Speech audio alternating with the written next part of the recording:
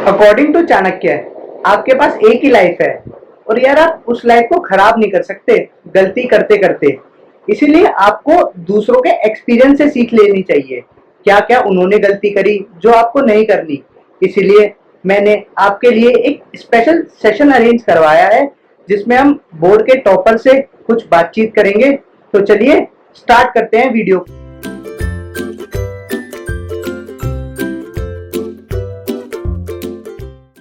Hello guys, I am Rohan Goyal. Welcome to my YouTube channel Infogrows. आज हम आपके साथ अपने तीनों बोर्ड टॉपर्स के एक्सपीरियंसेस शेयर करेंगे। मतलब हमने कैसे कैसे पढ़ाई स्टार्ट की, कब कब कैसे कैसे किया, सब कुछ आपको बताया जाएगा। तो चलिए शुरू करते हैं। The first one is Mudit Jain with the aggregate marks of 98.8. The next one is Chirag Gupta with the aggregate marks of 97.8. And the third one is me, the aggregate marks of 97.6. तो चलिए start कर सकते हैं। और हाँ, last में मैं आपको एक बोनस टिप भी बताऊंगा जो कि बहुत अंडररेटेड है, लेकिन ज्यादातर टॉपर्स इसका यूज करते हैं। काफी बेसिकली वो काफी सही चीज है। तो वीडियो के एंड तक बने रहिए। अच्छा यार देखो, जैसे कॉन्फिडेंस की बात ये रही, तुम्हें अपने ऊपर कॉन्फिडेंस होना चाहिए कि तुम आगे जो करने वाले हो, अपने जो लाइफ में करने वाले हो, जो अपने नंबर लाने वाले हो, वो ऑब्वियसली तुम्हें ये सोच के रखना है कि तुम्हारे बेस्ट ही आएंगे, तुम्हारे से ऊपर कोई नहीं आएगा। तुम्हें ये सोच अपने मन में पहले से ही बैठा के रखनी है, तभी तुम अच्छा कर सकते हो आगे जाके लाइफ में। और जो अपने आसपास का इन्वायरमेंट है उसे काफी पॉजिटिव रखने की कोशिश करो कि जो मतलब डिमोटिवेटेड लोग हैं ना, उनसे थोड़ा दूर रहने की कोशिश करो और अपने आसपास के इन्वायरमेंट को पॉजिटिव वाइब्स से भरो। थोड़ा एनवायरनमेंट से मिलो, एनवायरनमेंट के आसपास रहो, तो वो तुम्हारे लिए बेस्ट रहेगा। और अपने आस जो अपना फ्रेंड सर्कल है उसे अच्छा बनाओ, उसमें डिमोटिवेटेड लोग ना हो और तुम्हें जो मोटिवेट कर सकें। डिमोटिवेटेड इन द सेंस ये नहीं कि डिप्रेस्ड लोग हैं तो उनसे दूर रहो, ऐसा नहीं कह रहा मैं। ये है कि तुम उनसे उनके साथ तो रहो, लेकिन जो अपने थॉट्स हैं उन्हें अच्छा बनाओ और उन्हें पॉजिटिव रखो। तो यार प्रिपरेशन में ना थोड़ा आपकी कंसिस्टेंसी और रिवीजन बहुत मेजर रोल प्ले करते हैं। मतलब आप रोज रोज पढ़ो, चाहे थोड़ा कम पढ़ो, लेकिन रोज रोज पढ़ो। और हर मतलब आपको ऐसा होना चाहिए कि आपने पूरे कोर्स की 4 से 5 बारी रिवीजन अच्छे से लगा रखी हो, तभी वो आपके दिमाग में जाके सेट होगा। क्यों, सही बात है ना ये चिराग? बिल्कुल भाई, ये बिल्कुल सही बात बोली है इन्होंने कि हमें ना बेसिकली जो सेल्फ स्टडी है वो अपनी अच्छी रखनी चाहिए। एक होता है कोचिंग वाला बंदा और एक होता है सेल्फ स्टडी वाला बंदा, और एक वो बंदा होता है जो कि दोनों काम करता है। सो कोचिंग जो है वो बेसिकली आपको सिर्फ एक पाथ दे सकती है कि आपको कैसे स्कोर करना है। लेकिन जब हम बोर्ड्स में या फिर किसी भी कॉम्पिटिटिव फील्ड में जाते हैं, तो सेल्फ स्टडी बहुत ज्यादा इंपॉर्टेंट रोल प्ले करता है basically. So self study is the must. और सेल्फ स्टडी के साथ साथ सिर्फ सेल्फ स्टडी ये नहीं है कि आपने बस पढ़ लिया, उसके नोट्स आप आपके पास होने चाहिए। सेल्फ स्टडी के जो जो आप बेसिकली कर रहे हो ना, उस उन सभी चीजों के आपके पास नोट्स होने चाहिए बहुत बढ़िया, ताकि आप जब चाहे आपसे मतलब कोई भी बंदा आके पूछ ले कुछ भी क्वेश्चन, आपको पता हो। आप अगर नोट्स बना रहे हो ना, तो आपको पक्की बात है कि आपको पता होगा कि वो बंदा किस फील्ड में पूछ रहा है, क्या चीज पूछ रहा है। वो कोई सा भी सब्जेक्ट का आप मतलब आराम से पढ़ एनसीईआरटी लोगे। से डिटेल्ड, एनसीईआरटी या के बिल्कुल। डिटेल्ड नोट्स बनाओ। या बेसिकली जो है एनसीईआरटी आपका की है कि यही या आपको लेके चलनी है। और सो जैसा कि हम बोर्ड्स के बारे में आज बात कर रहे हैं, सो बेसिकली ना बोर्ड्स में से सेल्फ स्टडी करने से कुछ नहीं होगा जब तक आपके पास माइंड में आपके प्रीवियस ईयर के क्वेश्चंस नहीं होंगे ना। बेसिकली अगर जब आपके पास पीवीक्यूज हैं, ठीक है, सो आप कुछ भी कर सकते हो उनसे, कुछ भी, क्योंकि वही क्वेश्चंस आपके हमेशा रिपीट होते हैं। क्यों, सही कहा ना भाई मुझे? हाँ देखो भाई, जैसी बात है, तुमने जैसे पीवाईक्यूज का पॉइंट लिया, तो पीवाईक्यूज से हम याद है, हमने बोर्ड के पेपर दिए थे, तो इन पीवाईक्यूज जो होते हैं, तुम्हारे पेपर का जो बेसिक पैटर्न रहता है हर साल में, पीवाईक्यूज चाहे क्वेश्चन ये नहीं कहूंगा कि सेम आते हैं, लेकिन पैटर्न तुम्हारा वही रहेगा। बेसिकली तो question will be somehow twisted, but लेकिन जो फोकस रहेगा तुम्हारे क्वेश्चन का वो वही रहेगा कि मेन, जैसे कोई क्वेश्चन है, प्रिज्म प्रिज्म का क्वेश्चन आ गया तुम्हारा, तो प्रिज्म का क्वेश्चन जैसे पानी में डिप कर दिया, अब पानी के डिप, पानी में ही तो डिप है ना, मीडियम ही तो चेंज है ना तुम्हारा, लेकिन उसके अंदर थोड़ा बहुत चेंजेस ही तो कर सकते हैं कि जैसे अब ये तो नहीं है कि हर चीज चेंज कर देंगे, मीडियम तुम्हारा सॉल्ट वाटर कर देंगे, इस तरीके से थोड़ी ना। Nature fresh of water question basically same आता है। Pattern concept is the same. Basically या कॉन्सेप्ट, हाँ बिल्कुल सही कहा, जैसे चिराग ने कहा कि कॉन्सेप्ट तुम्हारा सेम रहेगा। बस तुम्हें आदत होनी चाहिए कि तुम पीवाईक्यूज लगा रहे हो, तुम पीवाईक्यूज लगाओगे तो तुम्हारा पैटर्न बन जाएगा कि हाँ, और तुम्हें क्वेश्चन करने की आदत लग जाएगी, लगन सी हो जाएगी तुम्हें पढ़ाई से, और तुम्हें बेसिकली वो लगन कॉन्फिडेंस होगी भी बढ़ेगा, और तुम्हारा या कॉन्फिडेंस, हाँ कॉन्फिडेंस भी बढ़ेगा। बिल्कुल, तुम्हारा कॉन्फिडेंस बढ़ेगा। और कॉन्फिडेंस जब तक तुम्हारे पास कॉन्फिडेंस है तुम कुछ भी कर सकते हो। अगर कॉन्फिडेंस नहीं आ रहा तुम्हारे, तुम नहीं कर पाओगे। कॉन्फिडेंस है, तुम कुछ भी कर सकते हो। अब पीवाईक्यूज ये है कि तुम्हारा एक प्रैक्टिस मटेरियल मिल गया तुम्हें। अब कि तुम्हें पता है कि देखो भाई, क्वेश्चन जो है यही से इसी पैटर्न के रहेंगे, तो तुम्हें पता है कि तुम सही जा रहे हो, तुम्हारी डायरेक्शन सही है क्वेश्चन करने की, और तुम्हारी एज अ डायरेक्शन टेस्ट सही, सीरीज भी ले सकते हो। रिजल्ट मिलेगा ही या मिलेगा। हाँ, सही बट कहा। यार, जो बेसिकली हम ये भी कहना चाह रहे हैं साथ में कि हम्म, पीवाईक्यूज हमने आपको बता दिया कि कॉन्सेप्ट भी पढ़ो, दैट इज सेल्फ स्टडी भी करो और पीवाईक्यूज भी करो। इसका मतलब यार ये हम्म, नहीं कि आप सिर्फ पीवाईक्यूज ही करके बैठ गए, आपने सेल्फ स्टडी नहीं करी, हम्म, दैट इज आपने कॉन्सेप्ट नहीं पढ़ा। First of all hmm. Concept पढ़ो, देन आप पीवाईक्यूज की तरफ आओ। हाँ, या बेसिकली तुम जब कंसेप्ट बना रहे हो अपने, तो कंसेप्ट के साथ साथ अपने नोट्स बना रहे हो। अब जो नोट्स बना रहे हो, उन नोट्स की रिवीजन, साथ में पीवाईक्यूज की प्रैक्टिस, और प्रैक्टिस इन द सेंस, तुम एक बार करने के बाद ये नहीं कि तुमने भैया एक बार कर दिया छोड़ दिया उसके बाद, तुम्हें वो उसकी दोबारा प्रैक्टिस करनी है। अब ये होता है, तुम एक पीवाईक्यूज के अंदर, एक एक चैप्टर के अंदर तुम्हारे 100 से 100 प्लस क्वेश्चंस होते हैं मेजोरिटी के अंदर। यस यस अब तुमने, हाँ, और क्वेश्चंस जो होते हैं वो रिपीट होते हैं। क्वेश्चंस तुमने यस। देखोगे, जैसे ये क्वेश्चन आ गया तुम्हारा, ये क्वेश्चन आ गया 2015 में आ गया, चलो अभी 2 साल बाद रिपीट हो गया 2017 में, तो भैया ये क्वेश्चन दोबारा तुम्हारा बुक के अंदर छपा हुआ होगा, क्योंकि वो 10 ईयर की बुक है। अब तुम्हें किस तरीके से उस क्वेश्चंस की लिस्ट को शॉर्ट करना है, धीरे धीरे करके, प्रैक्टिस कर करके, बार बार उसे सॉल्व कर करके, तो 100 प्लस क्वेश्चंस को तुम 25 कर सकते हो अपनी मेहनत से। या बेसिकली जब आप रिवीजन करो तो इम्पोर्टेंट जैसे आपको कोई क्वेश्चन मुश्किल हम्म, लग रहा है तो आप उसे मार्क कर लो। अब जब आप उसको सेकंड टाइम रिवाइज करोगे तो फिर आपके दिमाग में वो बैठ जाएंगे। अब आप और क्वेश्चन कम कर दो और फिर उन्हें मार्क करो। बेसिकली आप इसी तरीके से अपना पूरा प्रोसीजर फॉलो करो तो आपके पीवाईक्यू अच्छे से हो जाएंगे। सो बेसिकली जब आप पीवाईक्यू सॉल्व करते हो, जैसे कि मुदित ने कहा कि 2017 में आ गया 2015 का क्वेश्चन, कुछ बंदे क्या करते हैं या कि यार ये क्वेश्चन तो मैं पहले कर चुका हूँ, अब मैं इसे दोबारा क्यों करूं। बट जिस एग्जाम्स की हम प्रिपरेशन कर रहे हैं उसका नाम बोर्ड्स है। बोर्ड्स में जब तक हम किसी चीज को 6 से 7 बार जब तक नहीं कर लेंगे ना, तब तक आप भूल जाओगे, आपके नंबर अच्छे आ जाएंगे। हाँ, बिकॉज वहां पे ना तो टीचर्स को हमें बेसिकली रिटर्न फॉर्मेट में देना है अपना पेपर, और जब तक हम्म, हमें लिखने की हाँ अच्छी प्रैक्टिस नहीं होगी ना, तब तक हम नहीं कर हाँ सकते यार ये। बिल्कुल।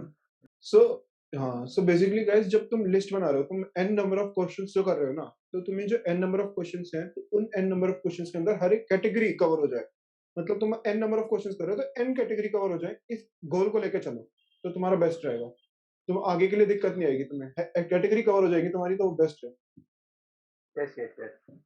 तो अब जैसे स्टूडेंट्स के काफी एमसीक्यू भी क्वेश्चन आ रहे हैं तो चिराग और मुझे आप क्या एडवाइस देना चाहेंगे बच्चों को जिससे कि उनको मतलब एमसीक्यू सॉल्व करने में मुश्किल ना हो काफी आसानी से हो जाए।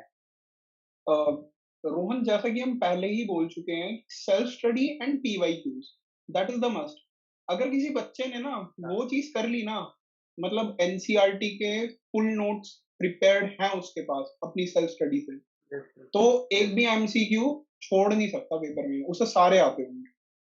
दिस इज द या थिंग। बेसिकली एमसीक्यू भी आएंगे तो एनसीईआरटी में सही, कहीं या बाहर हाँ, से तो आने सही कहा चाहिए। बिल्कुल। हम्म। या बिल्कुल। तो अब यार जो एक टाइम टेबल वाला टॉपिक आता है तो टाइम टेबल की जो है बहुत ज्यादा इंपॉर्टेंस है। मतलब बेसिकली आपको ऐसा टाइम टेबल बनाना है जिसे आप फॉलो कर सको। अब बहुत बच्चे होते हैं जो काफी मुश्किल मुश्किल टाइम टेबल बना लेते हैं फिर उसे फॉलो नहीं कर पाते। फिर कहते हैं यार कि मेरे से तो टाइम टेबल बन नहीं रहा मैं उसे फॉलो नहीं कर पा रहा। तो बेसिकली ये और हर बच्चा अपने हिसाब से बनाएगा। ऐसे नहीं कि मैं आपको एक टाइम टेबल बता दूं कि आप सारे ही उसे ही फॉलो कर रहे हो। तो बेसिकली हर बच्चा एक अपना अलग टाइम टेबल बनाएगा। देखो, ये सब बच्चे के ऊपर डिपेंड करता है कि बच्चा जो है कितने घंटे पढ़ सकता है एक दिन, कितनी या देर की उसकी पढ़ाई है, किस तरीके से। अब हर एक बच्चा हर एक अलग होता है।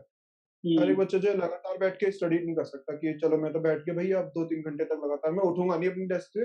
ये हर एक बच्चा नहीं कर सकता। किसी किसी बच्चे को बीच में हर एक आधे घंटे में ब्रेक चाहिए होता है, और किसी को नहीं भी चाहिए होता। तो वो जो तुम्हारे ऊपर डिपेंड करता है कि अब तुम किस तरीके से अपना टाइम टेबल बनाना चाह रहे हो, और तुम्हारा एक बार टाइम टेबल बेसिकली बन गया और तुमने उसे फॉलो कर लिया, that will be best for you. तुम फिर तुम्हारे नंबर आएंगे, तुम्हारी मेहनत क्योंकि तुमने करी है, तो वो मेहनत तुम्हारे क्वेश्चंस में तुम्हें पेपर करते वक्त ही दिखेगी। बोलिए अपनी कैपेसिटी के हिसाब से बनाओ, हर बच्चा अपने लिए अलग बनाएगा ये। बिल्कुल सही कहा आपने। बट मेरा मानना ना टाइम टेबल के हिसाब से थोड़ा अलग है, बिकॉज हम्म, टाइम टेबल ना एक्चुअली मैंने भी बनाए थे टाइम टेबल, मैं ऐसा नहीं कहूंगा मैंने नहीं बनाए, बट आज तक मैंने फॉलो नहीं करे कोई सा भी टाइम टेबल। Because okay. जब आप किसी टाइम बाउंड में आ जाते हो ना, तो आपको लगता है यार जल्दी से वाला टाइम खत्म हो जाए, मुझे कुछ और भी काम करना है, ठीक है।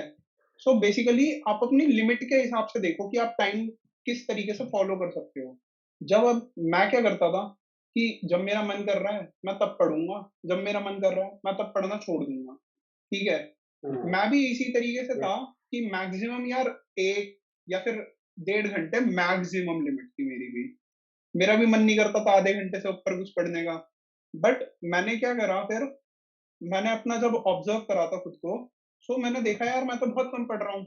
मैंने क्या करा, हाफ एन आवर पढ़ लिया, देन मैंने थोड़ा सा ब्रेक ले लिया, फिर मैंने हाफ एन आवर पढ़ लिया, फिर थोड़ा सा ब्रेक ले लिया। वो टेक्निक सो होती है ना, जैसे 25 या मिनट के बाद 5 मिनट का ब्रेक लो, उससे या आप ज़्यादा इफ़ेक्टिव रहोगे। या हम्म, राइट। सो बेसिकली जब हम टाइम टेबल की बात कर रहे हैं ना, तो यार उसके अंदर हमें हमेशा एक ही टाइम टेबल नहीं रखना कि यार आप पूरे साल एक ही टाइम टेबल के ऊपर वर्क करे जा रहे हो। देखो हर किसी को ना, मतलब मेरी लाइफ में भी ऐसा ही हुआ था। मेरे पास मान लो कि जनवरी में अलग से टाइम मिल रहा है, जनवरी में यार स्कूल भी क्लोज हो जाते हैं मे बी 12th के, ठीक है, और जून में थोड़ा अलग टाइम मिल रहा है, तो मैंने यार सेम थोड़ी ना रखा टाइम टेबल, हमेशा चेंज करो उसे, हम्म, उसके अंदर हर मंथ चेंज लाओ। हो सके तो अगर आप कर सकते हो तो रोज सुबह उठो तो एटलीस्ट 5 to 10 मिनट्स अपना डेली प्रोग्रेस का बनाओ कि यार सबसे पहले आपने टाइम टेबल बना लिया कि आज मुझे क्या कि क्या करना बेसिकली है, हमें आज करना क्या है? या बेसिकली हमें आज करना क्या है। देन जब आपका वो या पूरा स्केड्यूल कंप्लीट हो जाए, सो उसके बाद आप क्या करो कि अ, उसको ना अपनी प्रोग्रेस पर रिपोर्ट करो, मतलब एक फीडबैक दो अपने आप को कि आपने आज क्या-क्या चीजें कर ली और क्या-क्या चीजें आप नहीं कर पाए, और कल को आप उसको इम्प्रूव करोगे, ऐसा अपने आप को मोटिवेट करो। तभी आप या एक टाइम टेबल को एक टाइम रेंज के अंदर बेसिकली आप कुछ भी कर सकते हो। That's the thing. सही कहा आपने। ओके। या हाँ यार, उन स्टूडेंट्स को ना, जैसे छोटे-छोटे चैप्टर होते हैं, उनकी भी अहमियत समझनी चाहिए। जैसे तुम्हारा स्टैटिस्टिक्स हो गया मैथ्स में, केमिस्ट्री में बायोमोलिक्यूल्स हो गया, केमिस्ट्री इन एवरीडे लाइफ हो गया, तो इनकी भी इम्पोर्टेंस समझनी चाहिए। बच्चे क्या करते हैं, बड़े-बड़े चैप्टर्स में लगे रहते हैं, मैकेनिक्स, कैलकुलस, तो क्या है वो उनके लास्ट में छोटे-छोटे चैप्टर रह जाते हैं। और ये मैं आपको अपने एक्सपीरियंस से बता रहा हूँ। ये जो छोटे-छोटे चैप्टर है ना, ये बहुत ज़्यादा मार्क्स स्कोरिंग होते हैं। मतलब इन्हें आप मतलब इनका अगर क्वेश्चन आएगा ना, तो वो है कि वो डायरेक्टली बुक में से एज़ इट इज़ उठ के आ जाएगा। या या इट्स जस्ट सही कहा लाइक आपने। कि आपने केमिस्ट्री में कर लिया, लास्ट में आपने बेसिकली 3 या फिर 4 चैप्टर्स देखे होंगे जो कि छोटे-छोटे होते हैं। आपको हम्म, यकीन नहीं होगा कि कभी-कभी 70 मार्क्स के पेपर में से ना 12 टू 15 मार्क्स उन्हीं चैप्टर्स के अंदर से आ जाते हैं। हाँ, तो देखो अब जैसे अब बात हम कर रहे थे इजी चैप्टर्स की, तो इजी चैप्टर्स के साथ साथ हमारी बात हम आगे बढ़ाते हुए ये कहेंगे जैसे कि अब बड़े चैप्टर्स की बात आ गई। तो बड़े चैप्टर्स में अब बंदे कैसे करते हैं कि वो खरीद लेंगे रेफरेंस बुक, और भैया चलो हम तो अब रेफरेंस बुक सॉल्व करेंगे, और हमें एनसीईआरटी फोकस नहीं करनी। या अब ये तुम जो डायरेक्शन है तुम्हारी कि हम एनसीईआरटी फोकस नहीं करेंगे और हम खाली रेफरल बुक जाएंगे, ये गलत है। देखो, अब ये नहीं कह रहा कि मैं कि रेफरल बुक गलत है करनी, तुम रेफरल बुक करोगे तुम्हारे नंबर नहीं आएंगे, नंबर आएंगे, लेकिन NCERT book is basically the key, वो तुम्हारे बेसिक्स है। और पेपर जो होता है तुम्हारा बोर्ड का पेपर, हम क्योंकि यहाँ पे बोर्ड की बात कर रहे हैं, तो तुम्हारे एनसीईआरटी से ही तुम्हारा पेपर आने वाला है। अब एनसीईआरटी के अंदर फिजिक्स की एनसीईआरटी है, उसके अंदर एग्जाम्पल्स होते हैं चैप्टर के बीच में एग्जांपल्स होते हैं, उसके बाद बैक एक्सरसाइज में क्वेश्चंस होते हैं, उसके बाद तुम्हारे एडवांस लेवल के क्वेश्चंस भी बैक बैक एक्सरसाइज में होते हैं। बेसिकली तो तुम्हारे जो क्वेश्चंस होते हैं बैक एक्सरसाइज के, वो दो पार्ट में डिवाइडेड होते हैं, एक नॉर्मल क्वेश्चंस पहले, उसके बाद एक एडवांस लेवल क्वेश्चन। तुम दोनों कर लो ना, क्यों रुक रहे हो? रेफरल बुक करने की तुम सोच रहे हो, रेफरल बुक भी तो तुम एडवांस क्वेश्चंस के लिए तो कर रहे हो। तुम रेफरल बुक करने की बजाय तुम एनसीईआरटी के क्वेश्चंस निपटाओ, और एक बार मत करो उन्हें। एनसीईआरटी की बुक के जो क्वेश्चंस होते हैं तुम्हारे वो बेसिक्स क्लियर करते हैं और उसके अंदर हर एक कैटेगरी कवर होती है। रेफरल बुक करो, लेकिन ये नहीं कि तुम पहले रेफरल बुक लेके बैठ गए और एनसीईआरटी कर ली दो। पहले एनसीईआरटी के एग्जांपल्स करो, उसके बाद तुम एनसीईआरटी के सारे क्वेश्चंस निकालो, बैक से क्वेश्चन निकालो, उसके एडवांस लेवल क्वेश्चंस निकालो। उसके बाद देन अगर तुम्हें लगता है कि हाँ भाई अब मैं कंप्लीटली सेटिस्फाइड हूँ कि मैंने एनसीईआरटी, तुम्हें अपने ऊपर कॉन्फिडेंस आ गया कि मैंने बहुत अच्छे से कर लिया है, अब तुम जाओ अपना रेफरल बुक के ऊपर, वहां के क्वेश्चंस निकालो। तुम यस। ये पाओगे कि तुम्हारे क्वेश्चंस जो है निकल रहे हैं, अपने आप निकल रहे हैं, बहुत आराम से निकलेंगे। तो ये तुम गाइडेंस रखो, अपने माइंड सेट क्लियर करो ना, इसे क्लियर करके रखो कि तुम्हें कैसे चलना है, तब तुम्हारे नंबर आने से कोई नहीं रोक सकता। So the important point is कि रेफरेंस बुक्स से अपने माइंड को फक्ड अप करने की जगह पे हम बेसिकली एनसीईआरटी को अच्छे से पढ़ें।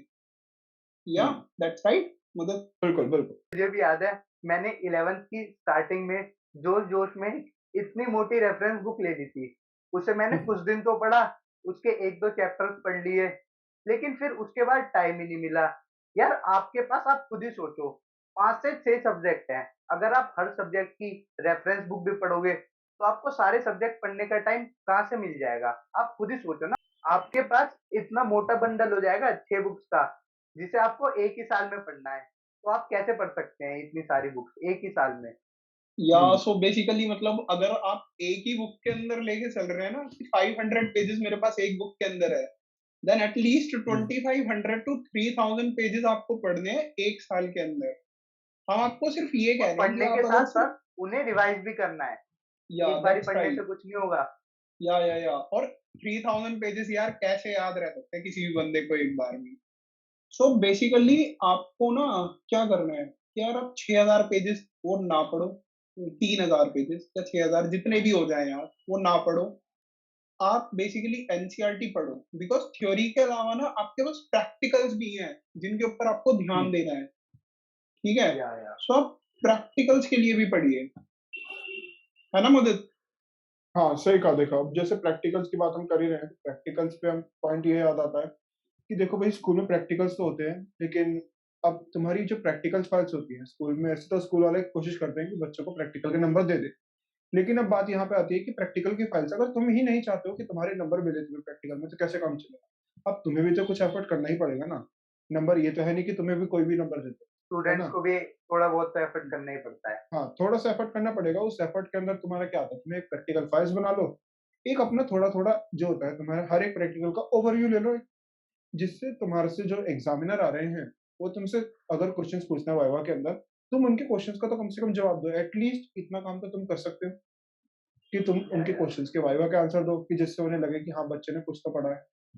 बस इतना या तुम बेसिकली करो। वाइवा बाकी में होता ही और यही है कि आपको अगर हुँ, थोड़ी बहुत नॉलेज है तो एग्जामिनर उसे भाप लेता है कि यार बंदे को हाँ, नॉलेज है।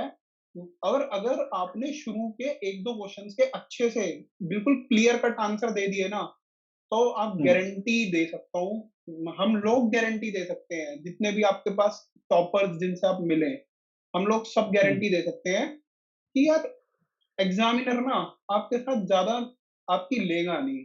ठीक है, वो इजीली आपको हाँ, मार्क्स दे या देगा। सही। सो यार ये तो रही देखो प्रैक्टिकल्स की बात। अब एक ऐसे सब्जेक्ट की बात करते हैं जो कि यार कोई नहीं पढ़ता। बेसिकली हम लोग भी उसे बहुत कम पढ़ते थे, बट उसे पढ़ने का ना एक तरीका होता है। तो आप समझ ही गए होंगे कि मैं इंग्लिश की बात कर रहा हूँ। ठीक है, जो नहीं समझे या वो आप समझ गए होंगे। ठीक है। या इंग्लिश में क्या होता है यार, आपके पास लिटरेचर है, आपके पास ग्रामर है। जो इंग्लिश में अच्छे हैं ना उन्हें सिर्फ ग्रामर आती है, लिटरेचर उन्हें तक नहीं आती। ठीक है। आप हफ्ते में 1 घंटा निकालो इंग्लिश के लिए, that's enough for an subject like like that. Okay. So बस आपको हफ्ते में 1 घंटा देना है इंग्लिश को, और आपके पास 53 टोटल वीक्स होते हैं एक साल के हुँ। अंदर। 53 आवर्स के अंदर आपकी इंग्लिश इतनी परफेक्ट हो जाएगी ना बोर्ड के लिए, आप खुद ही हाँ, कहोगे और यार बाकी मेरे तो तुम्हारे जो 95 बीच-बीच प्लस आ में ही सकते हैं। स्कूल एग्ज़ाम्स होते हैं, जो तुम्हारे स्कूल के एग्ज़ाम होते हैं, या बेसिकली मंडे टेस्ट होते हैं जो। जब तुम्हारे मंडे टेस्ट होते हैं और जो तुम्हारे हाफ ईयरली होते हैं, कुछ-कुछ में नहीं होती, लेकिन जिसमें होते हैं, तो वो अपना थोड़ा फ़ोकस कर लो उन पे, तुम्हारा बेस्ट रहेगा। तुम्हारी इंग्लिश वहाँ से भी थोड़ा प्रेप हो जाएगी, यहाँ से भी प्रेप हो जाएगी, और तुमने जो 1-1 घंटा दिया है अपना, वो बेस्ट, इससे तुम्हारी इंग्लिश कंप्लीट हो जाएगी। या और बेस्ट आपको रहेगा। आपकी प्रोग्रेस के बारे में भी पता चलता रहेगा। बेसिकली अगर आपके हाँ। स्कूल में मंडे टेस्ट नहीं हो रहे या फिर कोई रेगुलर हुँ, एग्जाम्स नहीं है इंग्लिश के लिए, तो आप एक काम कर सकते हो, बेसिकली जो भी आपने पढ़ा, ठीक है? हुँ, इंटरनेट है यार, गूगल सबसे बड़ा प्लेटफ़ॉर्म है। आप वहाँ से थोड़े बहुत क्वेश्चन्स निकालो। जब आप हुँ, वहाँ से क्वेश्चन्स निकालोगे ना, तो आपको पता चलता रहेगा मेरी प्रोग्रेस के बारे में। आप उन क्वेश्चन्स को फोड़ो, ठीक है? आप अपनी प्रोग्रेस देखते रहो, आप उसे या इंक्रीज़ करने का ट्राई करो। लेकिन अगर कभी डिक्रीज़ भी हो जाए ना, तब भी आप डिमोटिवेट मत हो, आप सोचो कि नेक्स्ट टाइम मैं अच्छा करूँगा, ठीक है? हुँ। तो या आप साल के एंड तक बहुत ज़्यादा परफेक्ट हो जाओगे, दैट्स द गारंटी। तो गाइस जैसे मैंने आपको वीडियो की स्टार्टिंग में बोला था कि वीडियो के एंड में मैं आपको एक बोनस टिप दूँगा, तो अब मैं वो देने जा रहा हूँ। तब तक के लिए अगर आप अब तक बने हुए हैं, तो लिख दीजिए bonus tip OP in the chat. तो जो फर्स्ट टिप है हमारी वो है शॉर्ट नोट्स। ये हुँ, एक ऐसी ट्रिक है, टिप है जो कि टॉपर्स करते ही हैं, लेकिन वो किसी को बताते नहीं है। आपको क्या है, हर टॉपिक के, हर चैप्टर के फॉर्मूले एक छोटी-सी कॉपी रख लेनी चाहिए उसके लिए। मतलब उस कॉपी में आप फॉर्मूलेज़ को लिखो ताकि कि आपको उन फॉर्मूलेज़ को रिवाइज़ करने में काफ़ी आसानी हो। है ना चिराग? ऐसे ही करते थे आप भी? या या मैं भी ऐसे ही करता था। बेसिकली एक केमिस्ट्री मेरे साथ ऐसा सब्जेक्ट था, जिसे मैं अच्छे से याद नहीं रख पाता था। तो मैंने क्या करा कि यार देखो कि आपने ना क्या करना है, शॉर्ट नोट्स बनाने हैं। जैसे फॉर्मूले हो गए केमिस्ट्री के, या फिर जो रिएक्शंस हो गई, यार बहुत सारी रिएक्शंस होती हैं 12th में ऑर्गेनिक की, ठीक है? तो आपको ना उनकी अगर एक सॉफ्ट कॉपी मिल जाए, ठीक है? बेसिकली आप अपने शॉर्ट नोट्स बनाओगे ही, सो अपने जो हैंड रिटन नोट्स हैं, उनसे आप ईज़िली रिवाइज़ कर सकते हो पेपर के टाइम पे, और आपका कोई भी टेस्ट आए, आप उन्हें ईज़िली पढ़ सकते हो। आपके ऊपर ये बर्डन नहीं रहेगा है। कि यार मुझे 50-50 पन्नों के चैप्टर पढ़ने हैं, एक-एक चैप्टर 50 पन्नों का होता है ऑर्गेनिक में, ठीक है? आपको हाँ, ये नहीं रहेगा सही कि कहा यार आपने। मैंने 50 पन्ने पढ़ने हैं मेरे को। सिर्फ़ आपको 1 पेज क्या पढ़ना है जो पड़ेगा हर जो चैप्टर का। टेस्ट से 10 मिनट पहले लोग रिवीजन करते हैं, वो यही वाली रिवीजन होती है। या बिल्कुल सही दैट्स कहा, राइट। बिल्कुल सही। तो यार मैं आपको लास्ट में एक और ट्रिक देना चाहूँगा, जो है कि आप ना क्वेश्चन जैसे रिएजेंट होते हैं, फॉर्मूलेज़ होते हैं, उन्हें आप थोड़ा ट्रिक से अगर आप मेमोराइज़ करने की कोशिश करो, तो ज़्यादा अच्छा होता है। जैसे केमिस्ट्री हुँ, में कई रिएजेंट्स के नाम होते हैं, कई रिएक्शंस होती है ऑर्गेनिक की, उन्हें ट्रिक से ही हुँ, याद रखा जा सकता है। वैसे करोगे तो आप भूल जाओगे। अब जैसे हुँ, अपना मैथ में ट्रिगो में एक था पीबीपी बाय एचएचवी वाला फॉर्मूला, उससे आप याद कर सकते हो कि जैसे पाकिस्तान भूखा प्यासा, हिंदुस्तान हरा भरा। मतलब ऐसे आप अपने दिमाग से अपनी ट्रिक्स बना लो, उसे आप कहीं पे लिख लो और फिर आप उस फॉर्मूले को वैसे अच्छे से मेमोराइज कर सकते हो। तो गाइस बिल्कुल सही। यही हमारा आज का सेशन खत्म होता है। अगर आपको वीडियो बहुत अच्छी लगी हो तो वीडियो को कर दीजिए लाइक और चैनल को मार दीजिए सब्सक्राइब और शेयर कर हुँ, दीजिए वीडियो को, ताकि जो और भी बच्चे हैं और भी स्टूडेंट्स हैं उन्हें भी इस वीडियो का ज़्यादा से ज़्यादा फ़ायदा मिल सके। तो गाइस मिलते हैं नेक्स्ट वीडियो में। Thanks for watching. ओके।